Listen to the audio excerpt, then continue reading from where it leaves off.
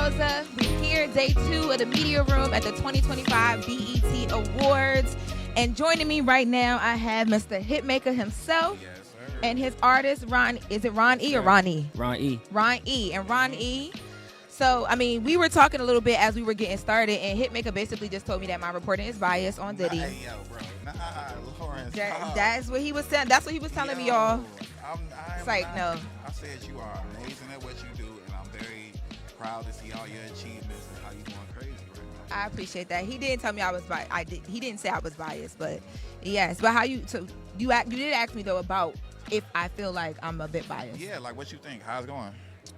What's your takeaway? My takeaway thus far, and I haven't been in court in the last like 3 or 4 days, but we've been watching the transcripts. I think that the prosecution, the government definitely have a case. I don't know if I feel like yet it is what we thought when the indictment dropped, like, you know, the rest, like, under the jail. But I definitely do think that, in my opinion, I think that he's going to do some time. How long? If I had to guess, I would say probably, like, they might, and again, it's just me guessing. I would say he may be looking at, like, a good 10 years, and then they'll probably give him some time served. But what is he really guilty of? I don't think he should be in jail. Why don't you think he should be in jail? He's just a freaky freaky ass, you know, N-word. He's just a freak. I think that when you look at and I would have to pull up, I don't have it right here in front of me, but I can pull it up though if you want to get more into it. But like when you look at the actual counts and the things that he's charged with and the definition and what it takes to prove that, there are small, subtle things that the government is doing that shows it. Like that basically he used his business to do all this stuff that he wanted to do. They're alleging that he used his business to do different things, and they're establishing how he would pay for things like on credit cards. They are allegedly you know, building and creating this narrative about the physical abuse that women and different people would allegedly and have to deal with if they told him no. So at that point now, you can be forced or coerced allegedly do things, and because people keep saying that this is not a domestic violence case, and it's not, right?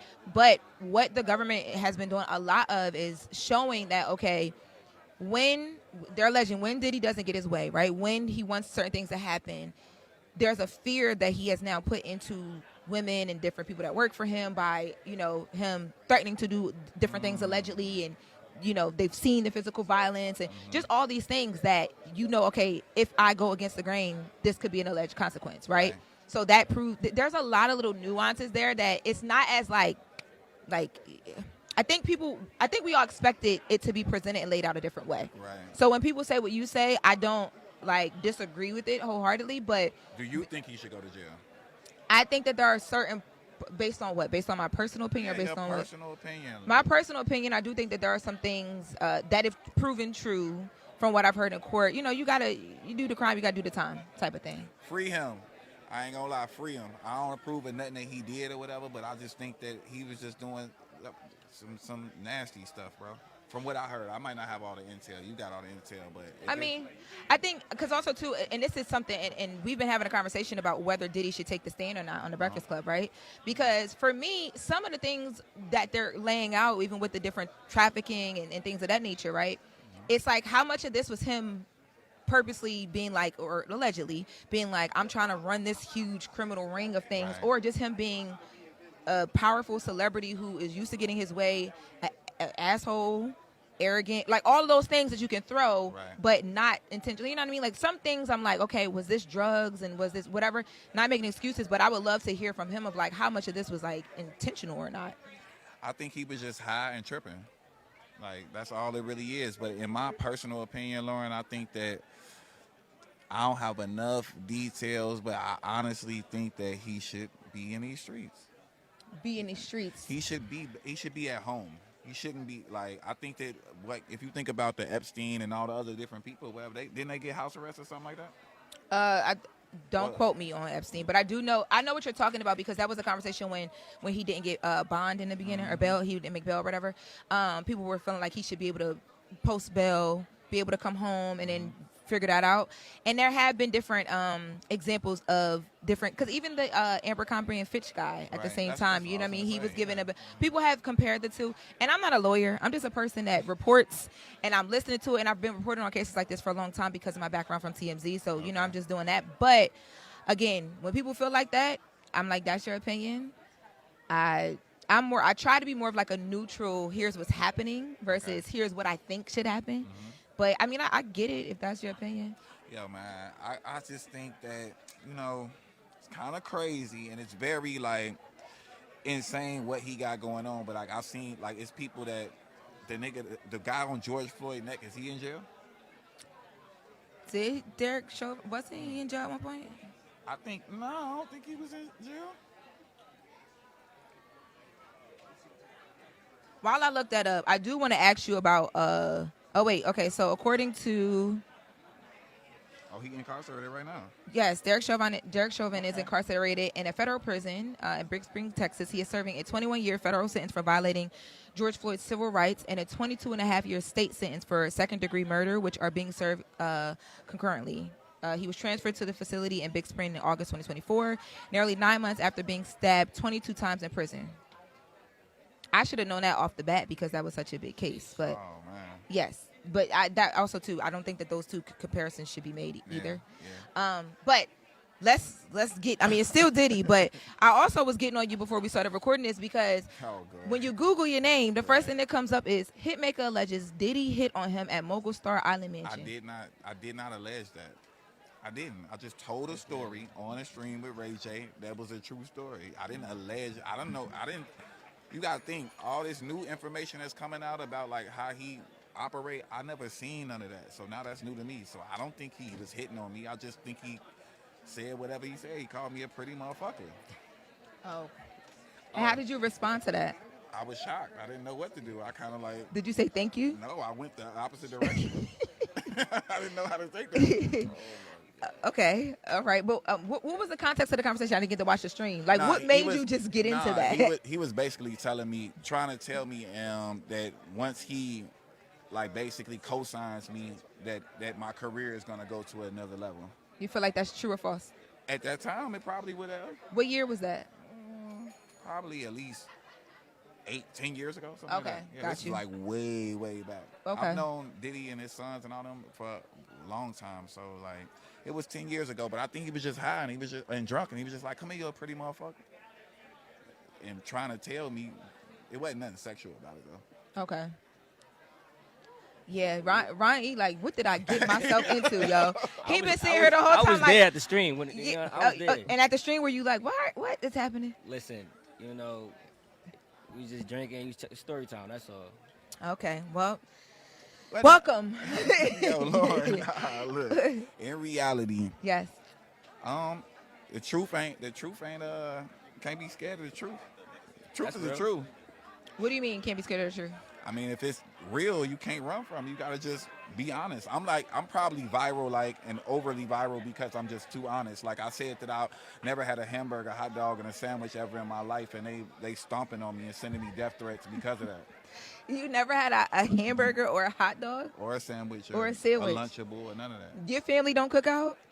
Yeah. And so when you go to the cookout, you only eat the chicken and the steak? Chicken wing, yeah, some steak. What has made you never want to try a hamburger or a cheeseburger? Like, what do you have against it? I'm just not on that type of time. What type of...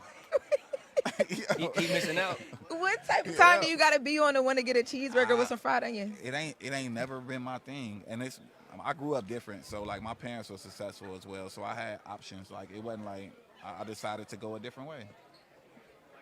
Why is it so deep? It's a cheeseburger. But why is it so triggering for you? Why? It's not even triggering. It's just like, it's so deep. It's like you're talking about this, like, I don't know, it's like a major life decision. I gotta show you my DMs. They're sending me death threats about this. Really? Yeah. Why? They like, man, like, yeah, you think you better than us. You think you this, that, I'm like, wow, that's unbelievable. So then we just going through headlines with you at this point because you just be viral. Hitmaker admits lying on the Breakfast Club scored him a $500,000 salary position. Okay, so. Where you getting this info at? She's searching the web why this happened. I didn't lie. I spoke it into fruition. You manifested. So, yes, I was on the Breakfast Club, and what the reality of it was is that people were talking to me about jobs, but I said it, and then someone contacted me, and I became the vice president of Atlantic Records. And I think A&R, and I think that it was very great for all of us. I probably sold like 70 million records when I worked with Atlantic. Yeah, you do a good job at what you do. It worked out. But like, so going into the interview though, did you know like, okay, I'm a say, No. like, It's nothing scripted or premeditated. I just literally go and just say shit, and it go and people take it and run with it. yeah, okay. So, but for the people who we can we insert the clip for people, or should he explain? Okay, because I was gonna say maybe you should retell the lie or the manifestation again. Just for the people who missed it. You was finna say lie. That's I corrected crazy. myself. Yo, that's crazy. No, I literally was up there and I was like, yo, I just did this record. I did that record. I'm Big Sean, blah, blah, blah, blah, blah. I'm working with this person. A&Rs is like, hit me up asking me if I want to be involved with a label, blah, blah, blah. And that was it. And then they called you. No cap. And was it 500,000 or is that not true either? That was my salary. Okay, that was your salary. What is your salary now? I don't, unlimited. How you get an unlimited salary? What that contract look like? It just say unlimited? I pay myself now. Right before COVID, I sold a portion of my catalog and moved to Miami and built my dream house, and now I'm living.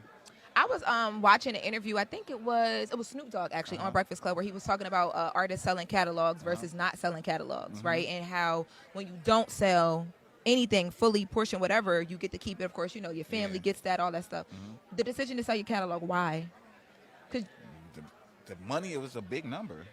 And not only that, I think that when you're a creative like me and you work the way that I work, I bet on myself. I'll create a new catalog. So it's literally like, here's this catalog, you can buy a percentage of this, and then I'll go, and the day ends on that, and then you restart it and do it again, and I probably can resell again really soon. What was the percentage that you sold? How much? 50. 50%, and how much did you sell it for? No comment. Oh, okay. Taxes, IRS. Oh, sorry. Not me. I live in Florida. I know. I'm straight. I'm vibing. I got to keep mine, but I don't want to tell nobody. If I had to fall in a range, is it 6 or 7 figures? 8? Oh yeah. 9? I'll say like 8. 8 figures? Okay. All right. I like that for you. Yeah. Ronnie, this is my first time meeting you. Yep. It is. Pleasure to meet you, brother. Yes. Talk to me. I feel like we're going to get back to the Googles with him. I'm here with y'all, though. We vibing. Okay. We getting a lot of information How out there, did clearing y'all things up. come? Did you find him? You found him? Like, how did this happen? Put it down, Ron. Well, I was cool with his business partner, Krishan, for about a year or whatever. So when I got to L.A., he was like, pull up to the studio. Okay. I want you to meet Hitmaka, whatever the case may be. So I met him. I pulled up to the studio. He like, yo, you want to work? I'm like, yeah, of course. We're in the booth. We did a song, and from there, it's been up. Grammy Award winning. You won a Grammy, yeah. Yeah. Fire. Very Top quick. 10. I was about to say, what was the time period of y'all meeting and working together, and then you I think we winning only the like a Grammy? year and a half. Yeah. Yeah, wow. So it's been quick. I got a song with Fad, Worst Way, multiple million streams, So it's been up. I'm on Jim's album. He was Love at the that. Breakfast Club. Oh, I think Somebody Hold said I on. sound like Tory Lanez or something like that. I think yes, yeah. Yeah. I think that might have been me that said that because I listened to the full album. I love Jim. And And he we announced love that we Tory. cousins. You know what I mean? Who? Jim. He was like, we cousins. Oh, Yeah, he Yeah. tried to say that this is my cousin. Oh. I just met this guy a year ago. But we cousins. We now. cousins. locked Yeah, in. we cousins. We locked in. That's family. okay. But yeah. But his career been moving real fast. I'm really proud of him. We got together. He's an incredible songwriter as well. So with the business that I got going on, we've been able to just make multiple records. He's had 2 top 10s. He got his publishing deal, got his record deal, and he also won a Grammy in a year's time. So the trajectory is looking up for him. I'm super excited for Ron. And he's from Long Island, from New York or whatever. And I think he's got the best voice and one of the best pens. There's no young guys that's really singing to the girls right now, except the legend acts like CB, Ty Dolla $ign, Yeah. niggas that's been in the game so long. You know what I'm saying? So he got a good lane to go hog up. And I promise you, we gotta give her the music first. Yeah, we do. And let her vibe too. You It's gotta hit something it you out. can get dressed to. You can get fly too. Okay, I like stuff like that. I like stuff like that a lot. I had a question, but it threw me off when you. Oh, Long Island. Why do people come from Long Island so much? Who come from Long Island? They Be coming for him. Yeah. They do. Oh yeah, I don't get it. We literally 20 minutes from everything. Yeah, but they make Long Island seem like Long Island is like not a real place. Like Rhode Island. That's Yeah, crazy. And everybody like- come out there. We got a lot of fly shit to do out there. We got the Nautical Mile. The what?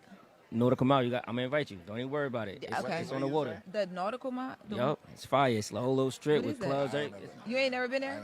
I've been to Long I got Island. y'all. Don't worry about it. I got y'all. Okay. Don't worry about it. I'll put y'all on. But nah, Long Island is fly. It's really dope. I love being from out there. And they do be coming from Long Island. It's crazy. They be coming for us. Yeah, because even Like, we not a part of New York, and we 30 minutes from everything. right. That's I feel crazy. like even on Jim's album, there was like the Ray Ray skit, and he mentioned something about Long Island He too. did? Yeah, I believe. I really want to say yes, because that's what made me think of it. Because you talking about you being on Jim's album, but I yes, gotta go back and listen now. I'm so sorry. That's crazy. Yes, at least Long Island has really good apartments. I've heard people move there to like get more space. Yeah, of course. It's fire. Yeah, And well, we got we some got- dope artists from out there. We got Mariah. We got Ashanti, Busta Rhymes, me.